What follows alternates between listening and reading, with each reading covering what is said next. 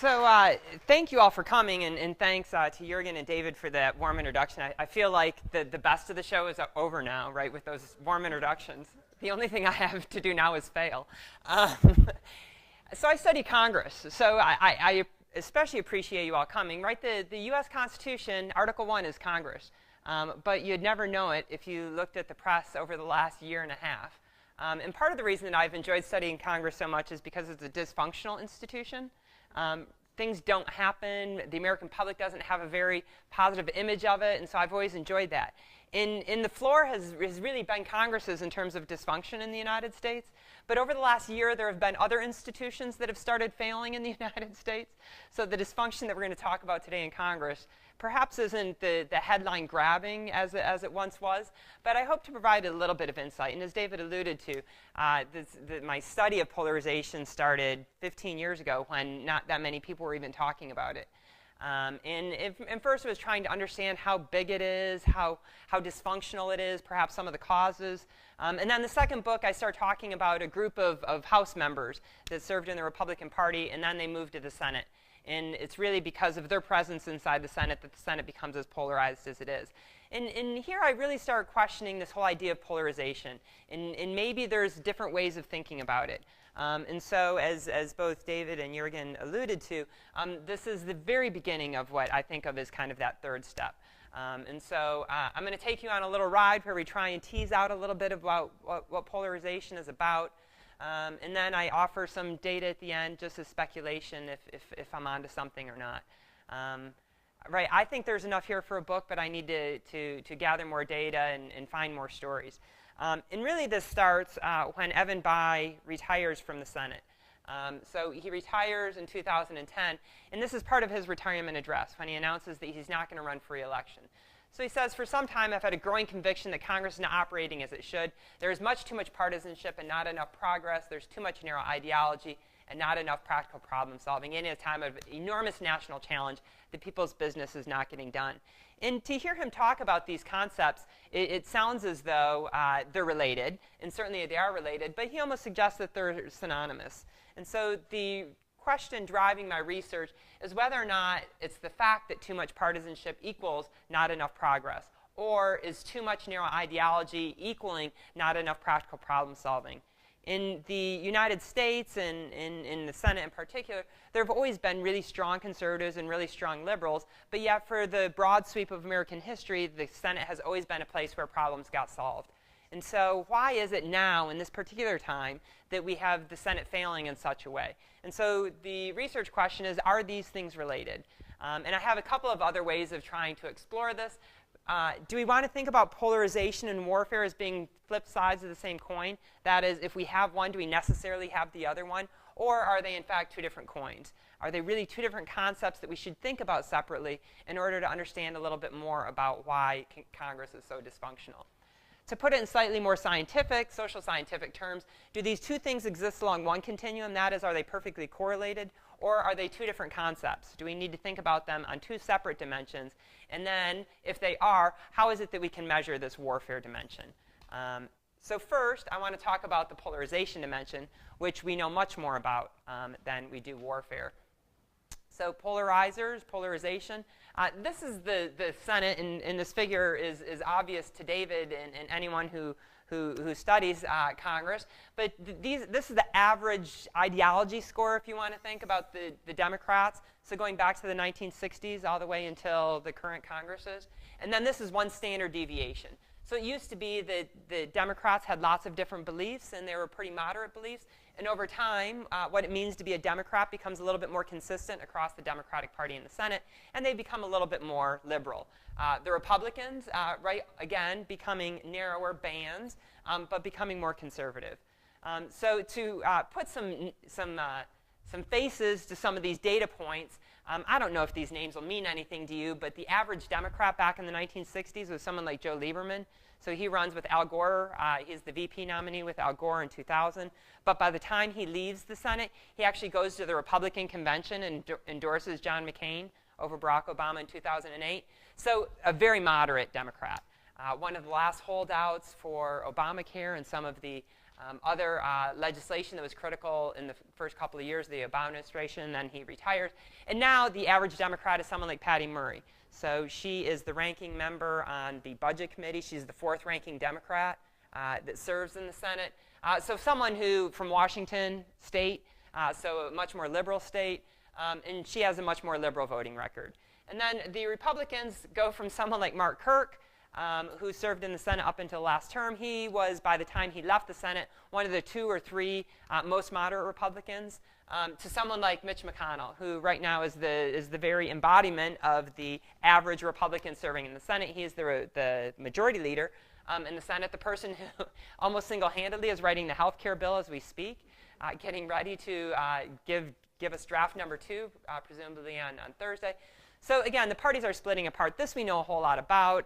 In the Party Polarization in Congress book, I try and go through some of the explanations of why it is that the parties have grown so far apart. But the question driving my current research agenda is the warfare dimension. In order to understand why I'm so interested in warfare, you have to understand, again, that I come from the state of Texas. Right? It's the second largest state. It has the second most population of all the U.S. states. It's known for being a little bit more conservative than the other states. They are carrying arms these days as of last year. So we've had a year of students with guns on campus. Right, as all states, we elect 2 different senators. And the 2 senators that we elect, if you think about them, they have very similar voting records. But if you think about the role that they play in politics, they're very different. So our senior senator is John Cornyn. He's the second ranking Republican. That means that he's Mitch McConnell's chief associate in organizing the Republicans. And here he is in a picture with Susan Collins, the most moderate Republican, and Barack Obama. And it's not unusual for John Cornyn to be talking with someone who doesn't share the same beliefs, either in the Republican Party or even in politics. But yet he's always engaging in these types of conversation. He's the one that's trying to find a solution to a problem. So I suspect here they might be talking about some economic policies or perhaps some energy policies, trying to come up with a solution. So he's our senior senator from the great state of Texas. Our junior senator from the great state of Texas is Ted Cruz, someone who's very different and operates a very different role in American politics. Perhaps, so I saw some smiles, I never thought I'd get that reaction from a picture of Ted Cruz. But I'll tell you a story about Ted Cruz. So he doesn't like Obamacare much at all. So he takes to the Senate floor at 3:27 on a particular day. He's speaking to deny funding of Obamacare through a budget bill. So he starts speaking at 3:27. Here he is at 8:05. Shortly after this picture was taken, he pulls out green eggs and ham and reads it to his daughters as they're going to sleep. He maintains the floor until 5:21 the next morning, continuing to speak. Perhaps now he's reading, right, the telephone book or the Bible, which he very well could. And here he is at noon the next day, still on the floor, still engaging in one of these filibusters. When I think of Ted Cruz, I think of the opposite of a problem solver, right? So I think of him as a problem creator. It's easy for me to look at John Cornyn and Ted Cruz and to see a problem solver and a problem creator. But that's because very much based on their reputation, right? Ted Cruz is known for having very few friends in the Senate. It's hard to find data that can speak to these sorts of questions. And that's really the quest that I'm after. Is there anything that these 2 folks are doing on a daily basis that I can try to quantify in some meaningful way to say, yes, this person belongs in this group A. We can think of them as problem solvers. And then this other person belongs in group B, and we can think of them as problem creators. And then can I look through the rest of the senators and in the way they engage the legislative process or the electoral process and also put them in group A or group B? And so that's really the quest that I'm after. John Cornyn and Ted Cruz, although they engage the legislative process very differently, if you look at their voting records, they vote very similarly. So on 90% of the votes, they vote the exact same way. There's only 10% of the time in which they disagree. And you might think that 10% of the time that they disagree that John Cornyn is always voting with the liberals or the Democrats to pass some policy that has lots of approval. But when we break down this 10%, we see that about 2% of the time, Ted Cruz is voting with Elizabeth Warren, who we think of as being the most liberal Democrat in the Senate. And 8% of the time, Cornyn is voting with Elizabeth Warren. So it's not even the case that every time that they disagree that John Cornyn is the one. I mean, I suspect on some of these votes, there's not many other people who are voting no except for Elizabeth Warren and Ted Cruz, maybe Mike Lee from Utah, or maybe Bernie Sanders from Vermont. So again, they vote very similarly, but they engage the process very differently. So in order to motivate this idea of engaging the process differently, I want to tell a couple of other stories. The first story I want to tell goes to the Bipartisan Budget Commission. So here I'm going to send you back to a time when you might not have even been politically aware. Just a few people in the room may have been. So it's right after Barack Obama's elected president. In part, the reason he's elected president in 2008, because not only the United States, but the world is on this economic precipice where it seems like the whole financial situation could become unraveled rather quickly. And one of the ways that Barack Obama thinks that he can salvage both the American economy and perhaps even the global economy is if he spends money. And so he invests lots of money in an infrastructure bill and a stimulus package. And so he just starts spending money. He thinks that if the United States spend money, then that will have a multiplier effect and perhaps save us from even more dire economic situation. So he does this for the first couple of months, and eventually some of the Democrats start getting concerned that we're spending too much money, our deficit is growing, we're not taking any more money in with taxes, and so we have to start figuring out this idea. And so two senators, a Democrat and a Republican, get together and they propose this bipartisan budget commission. So they say, let's take all of the ways in which the government makes money and all the way in which the government spends money. Let's put some senators together with some economists, and let's try and solve this problem by creating a commission and having them make some suggestions for us to follow so that we can reduce the budget deficit. Obama, right, as Jürgen referred to, liked when decision-making was centered in the White House. So he didn't like this idea of a commission very much. He thought that the problem was real, but that we had the current tools to address this problem, and so he was skeptical of the idea. Eventually, enough of the senators start coming to him and saying, no, this is really something that we need to get behind. So eventually he endorses the idea. But upon the original introduction of the Bipartisan Budget Commission, it has 34 co-sponsors, so about a third of the Senate sponsors it. And of the co-sponsors, there are 21 Republicans and 13 Democrats. So it has a slight Republican tilt to it, but nonetheless, in the Senate of 2009, the fact that they could get so much bipartisanship indicates that it has some resonance. So Barack Obama, on the day before he celebrates his first anniversary as president, on January 19th, 2010, he finally endorses the idea. And the very next day, John McCain and Jim Inhofe withdraw as co-sponsors of the idea. The day after that, Mike Crapo and Sam Brownback, two other Republican senators, withdraw their name as co-sponsors of the idea. And the day after that, Kay Bailey Hutchison and Jem Ensign withdraw as co-sponsors of the idea. So as soon as the president decides to endorse it, 6 Republicans say, no, never mind. I'm no longer in favor of that idea. The idea of the commission didn't change at all, right? It's still the exact same commission with the exact same structure, with the exact same mandate, and the exact same way of carrying out the mandate. But yet these 6 senators changed their minds, and presumably only because Barack Obama decides to get behind the idea. 4 days later, they take a vote on the commission, and it's defeated 53-46. Of course, you all see 53-46, and you think, yeah, no, it passed 53-46. Remember, we're talking about the Senate, right? Lots of times in the Senate, at least the Senate of 2009, it required 60 votes because of the presence of the filibuster. So if we take the 53, we add to it the 6. There's one senator who's missing, Lisa Murkowski, who was a co-sponsor of it, and most assuredly would have voted for it. We get up to 60 votes. The Bipartisan Budget Commission passes, and perhaps we have a way of solving the problem of budget deficits in the United States. Instead, the idea fails, and so then the president establishes this commission. It doesn't have nearly the powers that it would have if it were congressionally set up. And ultimately, the commission ends up failing as a way of solving it. So I want to focus more on this vote. And so we're going to focus most of our attention here on the Republicans, because that's where all the interesting things happen. By interesting things, I mean these 6 people. Here is the order of all of the the ideology of all the Republicans serving in the Senate. A 0 score would be the most moderate Republican, and then a score of 1 would be the most conservative Republican. So here we have Mike Lee, I suspect, or Rand Paul.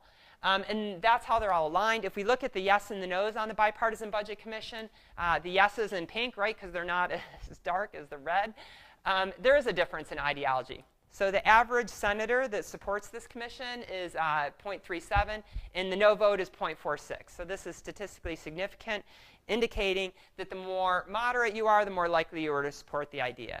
But again, this really isn't the interesting thing. I want to focus on the no's, right? Because it's the no's that are interesting. There are some people that were no's the entire way. There were other people who were yeses up until Obama decides to support the idea, and then they become no's. And that's really the comparison where I think we'll learn something. So if again, we look at all of the senators, and now we're looking at those that switched their vote, right? So these black people were co-sponsors of the idea, and then they switched their vote from yes to no. And their ideology is not that much different at all from those that never supported the idea of the Bipartisan Budget Commission. And so if we look at this kind of nefarious activities, the problem-creating activities, ideology can't be one of our explanations. And if it were one of our explanations, then we should see a big difference here. So it's not ideology. It's adding some evidence to this idea that indeed there is a second dimension called warfare. And just because you're a diehard conservative doesn't mean that you're a diehard warrior. Or just because you're a moderate doesn't mean that you're a problem solver. But there's something else that's mediating it. I thank you for enduring all of this talk about economics and kind of ideology scores. I'll tell, I think, a slightly more interesting story. It begins with Al Franken, senator from Minnesota. Al Franken used to be on Saturday Night Live, which is one of these comedy shows that has an iconic history in the United States. In fact, some of his best skits from when he was on Saturday Night Live, he's actually impersonating senators, and then he becomes one. He just released a book called The Giant of the Senate, so he still maintains a little bit of a sense of humor about serving in the Senate. And he, after serving in the Senate for a couple of years, was disappointed in the way that the senators were getting along. He thought there was too much partisanship. He thought that it was a shame that Democrats and Republicans couldn't get along. And so he had an idea. And his idea came from his 5th grade teacher. And his 5th grade teacher had a classroom that contained Al Franken, who was one of the really popular kids. And then there was another kid in the class who was also very popular. And they didn't like each other. And so by the time we get to November or so inside the classroom, 3 or 4 months, all of the other kids in the class had decided that they were either with Al Franken or they were with this other really popular kid. And by the time we get to the end of November, the teacher is at her wit's end. She's like, I don't know how I'm going to be able to keep teaching if these students, I keep picking one side or the other, and we can never get any work done. And Al Franken said, this is exactly what's happening in the Senate. We have a set of problems that we need to get solved, but we're choosing team red or team blue, and we're not solving anything. So I'm going to try what my 5th grade teacher tried. But he recognized the Senate operates on bipartisanship, and so he asked one of his Republican friends to co-sponsor the idea. And sure enough, Mike Johans from Nebraska decides to co-sponsor the idea. He thinks it's great. And so the two of them say, all right, let's try this. And so what is their great idea? It's right after Thanksgiving, right before Christmas. Let's have a secret Santa. So let's invite all of the senators to come together. Let's put them in a room. They all have to bring a present for one of the other senators. And let's see if we can just get along as colleagues in the Senate. We're not going to talk about policy. We're not going to talk about how much we hate each other. Instead, we're just going to enjoy each other's company. And I should say that Al Franken actually writes about the Secret Santa in his book. And he writes about it in a particular way about another senator that I've already introduced you to, Ted Cruz. So apparently, when they're drawing names, it's happened on more than one occasion. Someone will choose Ted Cruz's name, and they'll just put it back. They're like, I don't want to buy him a present. So not necessarily in the spirit of the game that they're trying to play. But of course, Secret Santa is only going to work if people actually show up. So they send out this invitation, and when the day actually happens, there are 22 Republicans that show up. 25 Republicans choose not to show up. Democrats have a slightly higher participation rate. 40 of them show up, and 13 of them don't. And again, if we think that warfare and ideology exist on the same continuum, we would expect the no-shows to be the really liberal Democrats and the really conservative Republicans. And it's really these people where we could expect problem solving to happen. And so if, in fact, we can tell anything from the Secret Santa game, we should see a disparity in the ideologies between those who show up and those who don't show up. But when we look at their ideologies, we see that there's almost no difference between them. So the average Republican that shows up is 0.46. A little bit more conservative are those that don't show up. On the Democratic side, the average ones that show up are 0.35. Those that don't show up are a little bit more liberal, 0.37. But really, these differences are 1 or 2 votes, right? So they're not statistically significant in any way. And so again, on top of the Bipartisan Budget Commission story, we have the Secret Santa, where it doesn't seem to me to be the ideology is driving participation or not in the Secret Santa. We could have a conversation about whether or not Secret Santas really lead to problem solving or not, but I think it certainly indicates a willingness to at least talk across the aisle in some meaningful way. But unfortunately, we don't have Secret Santas that happen 10 times every day, 5 days a week, where we can just see who participates and who doesn't participate over 500 times and then try to come up with some type of ideology score based on Secret Santa participation. And so, right, a good story, a good way, I think, of motivating this whole idea of warfare, but not necessarily the best way of teasing out the second dimension.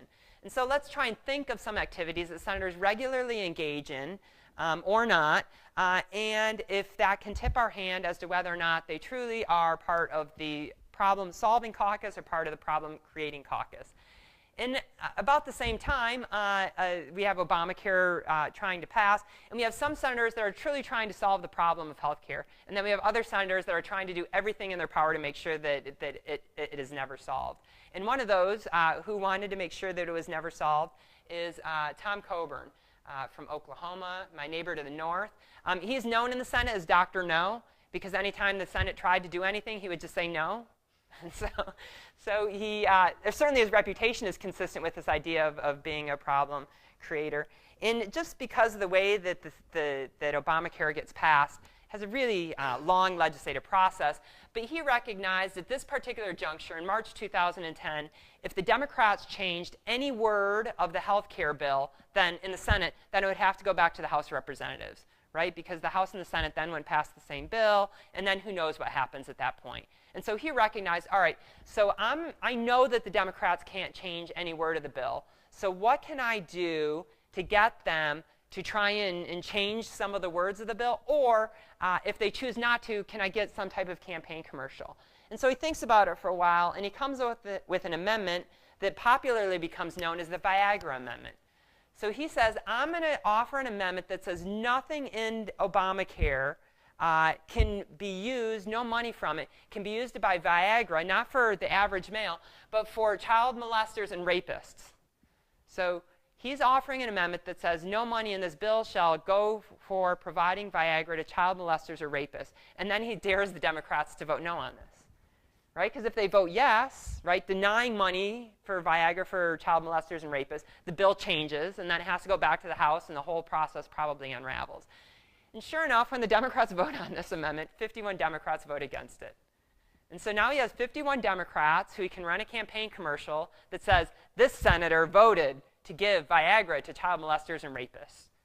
That is, I think, what perhaps the very definition of what a problem creator is.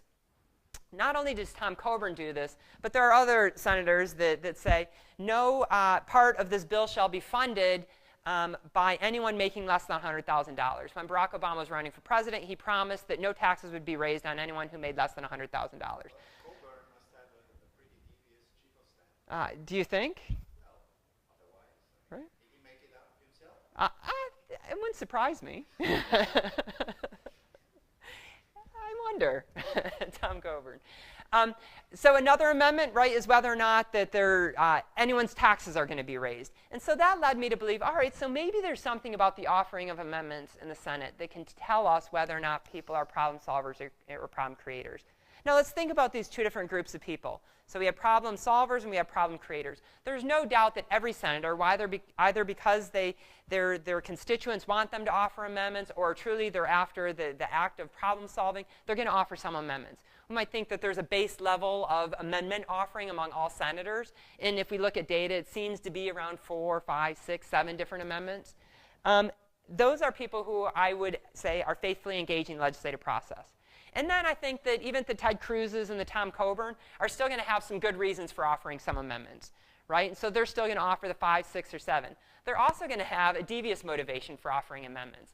And so maybe they'll offer twice as many. Half of their amendments are truly problem-solving amendments, and the other half of them perhaps are these problem-creating amendments. So let's look at the number of amendments that senators are offering and see if that can't tease some way out of getting at problem-solving or problem-creating. And so when we look at the list of the senators that offer the most amendments, we see some of the, at least what the media tells us, are the biggest problem creators in Congress. So we have Tom Coburn leading the list, right, offering 49 amendments in the 111th Congress, 34 amendments in the 110th Congress. We have Jim DeMint, who a month into the Obama presidency said that he wanted health care to be Obama's Waterloo, right? Very kind of, he's even invoking warfare analogies to try and get at this. Jesse Helms is the inventor of this strategy. It's come to be known as death by amendment. So instead of talking a bill to death, as Ted Cruz tried to do, instead they're just going to offer 15 amendments, and they're going to mandate that the Senate have a debate on those 15 amendments. And then when the Senate is ready to cast judgment on the amendment, the chair, the presiding officer of the Senate always says, we'll take a voice vote. All those in favor say aye. Some senators say aye. Some say nay. And the presiding officer say the nays have it. And then if 20 senators raise their hand, then they have to take a vote on it. And in the Senate, they don't have electronic voting. So Mr. Abrams, aye. Mr. Adams, and they have to go through all 100 senators. It can take up to a half hour to actually have a recorded vote. So if I offer 5 amendments, and even if there's not debate on them, I can kill 2.5 hours of Senate time. So 49, right? So 25 hours of Senate time was eaten up just by Tom Coburn's amendments in the 111th. So that strategy was designed by Jesse Helms. So Republicans, but then we get some Democrats. Right, John McCain, who I've had an interesting relationship with in my research. Sometimes he's a problem solver, sometimes he's a problem creator. He's a little bit bipolar, I think, in the way that he engages the legislative process. To hear his colleagues talk about him, they don't disagree with the adjective of bipolarity. So something is going on here. Let's look at a couple of test cases. So Barbara Boxer, one of the most liberal senators, she is no longer in the Senate. She's replaced by Kamala Harris, right, who you may have heard of. People keep telling Kamala Harris to quit talking for some reason. Barbara Boxer, the previous seat of that California Senate seat, the first time she was in the Senate, she only offered 2 amendments. She's serving in the majority party, the Democratic Party. She's only offering 2. The other times that her party was in the majority party, she's offering 6, 7, and then, 111th down to 4, and then 2 amendments. So we can think of her as these are her problem-solving days, right? These are the times in which she's trying to solve problems in the Senate. And then there are other times when she's in the minority party, and she's offering 20 amendments in the 104th Congress. I'm not sure that Barbara Boxer was trying to solve problems in the, right? She's eating up with 20 amendments, 10 hours of Senate time, right? And we see the other times in which she serves in the majority party, she's offering also a lot more time. It's not just, of course, Democrats, right? If we look at John Kyle, we have the exact same pattern. So it appears as though, at least with these 2 individuals, that when they're in the minority party, they're offering twice as many amendments than when they're in their majority. So let's now aggregate up all 100 senators over a longer time frame, and let's see what happens. 103rd Congress, the Democrats are the majority party. They're offering on average about 3.5 amendments per senator. The Republicans in the minority party, they're offering twice as many. In the 104th Congress, this is the 1994 election, the Republicans are now the majority party. So the Democrats are offering 9 amendments. The Republicans are only offering 5. Let's see if that trend continues across time. Sure does. When we add up the majority and the minority over the whole sweep of history, we see, again, about this 2-to-1 ratio. So when senators are in the minority party, they're much more likely to engage in what I would call problem-creating behavior. The 112th Congress is interesting because it's the point at which the Republicans, especially in the 111th Congress, are offering a lot of amendments. Harry Reid finally gets frustrated, and he says, I'm going to invent a new procedure by which I don't have to listen to these amendments anymore. And so now in the 112th Congress, and then going forward, and even today with Mitch McConnell and the Republicans controlling the Senate, Mitch McConnell does the same thing. So as soon as they call up a bill to be debated on the Senate floor, before anyone is given the opportunity to offer an amendment, the presiding or the majority leader will first offer an amendment, and then they will offer an amendment to that amendment. And as soon as you have a second-degree amendment, an amendment to an amendment, that no longer senators can offer any other amendments. And so with the primary amendment, the secondary amendment, these have to be resolved before any other senator can offer an amendment. As soon as the second-degree amendment is offered, then they then ask to invoke cloture. So as soon as cloture is invoked, then you can no longer offer any other amendments until those are resolved. And so this is called filling the amendment tree. So just in the course of all of our lifetime and when we've been politically aware, we have the whole strategy of death by amendment followed right after by filling the amendment tree strategy. Just an indication of how much warfare truly is in the Senate. So let's think about the Democratic Party in the 109th Congress. This is the last Congress up until the last couple in which the Democrats were the minority party. Again, here's their average ideology score across time. And this we can think of as the party polarization dimension. And then if we want to think of amendments as being the warfare dimension, we have some Democratic senators that are only offering 0 amendments, 1, 2, all the way up to 19 amendments. And let's see if the people who are offering lots of amendments are the ones who are the most liberal, which I guess would be over on your left-hand side. And when we do the 2 dimensions, sure, we see some correlation, right? The senator here is probably about the 7th most, and they're offering the most amendments. But the correlation is only negative 0.4.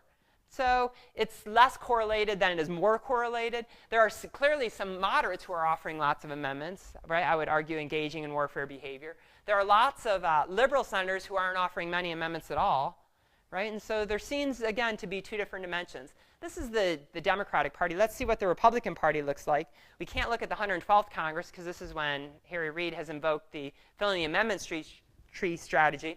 So let's look at the 111th. Again, about the same correlation. It's true that one of the most conservative is the one that's offering a lot of amendments, but actually the most conservative is only offering half as many, or a third as many as the most. We see some people down here, right, who are more conservative than the average that aren't offering many amendments at all. But just look at, right, 50 amendments. That's 24 hours of Senate time eaten up just by taking a roll call vote, let alone the debate on it. What's particularly interesting, again, is that the polarizers aren't the same as the warfare people. And I think I have a couple of graphics that I hope drives home this point. So let's think about polarizers and warriors and if they are indeed the same people. And I like pie charts. No one else likes pie charts, but let's see if you can get, right? See if you like it as much as I do by the end of the explanation. So these are all the Democrats that are serving in the Senate. They each contribute some amount to the polarization in the Senate based on the ideology score. And so the most liberal senator is offering this much in terms of polarization. And then the second most is this much, and the third most is this much, and so on until we get to the 50th most. So we can think of the most moderate Democrat that's only offering that much polarization. So this is the distribution of polarization that each one of the individual senators is contributing to the whole amount that the Democrats are contributing to party polarization. And let's compare that to the warfare dimension.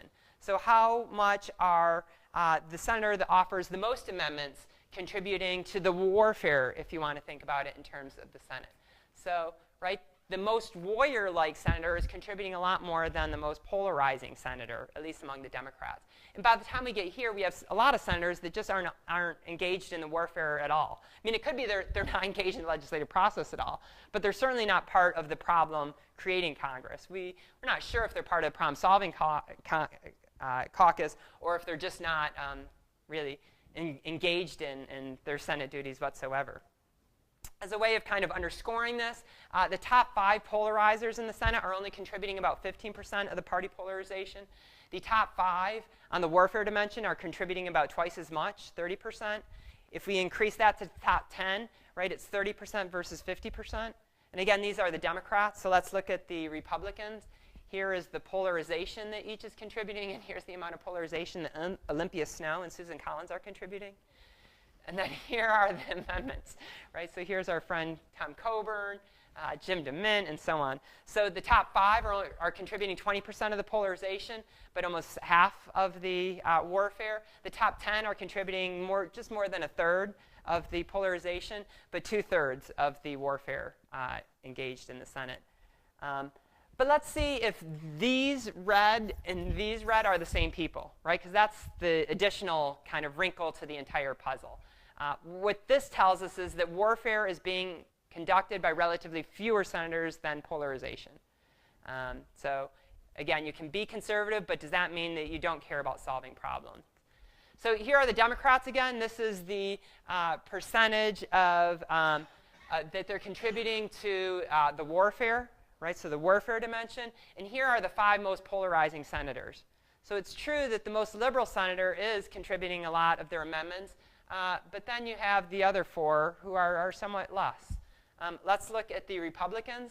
Again, the Republican that's contributing the most is really conservative. But then, right, some of the other top 5 people are in the more moderate half of the Republican Party. If we increase that to 10, right, it doesn't give us any more indication that the polarizers and the warriors are necessarily the same people.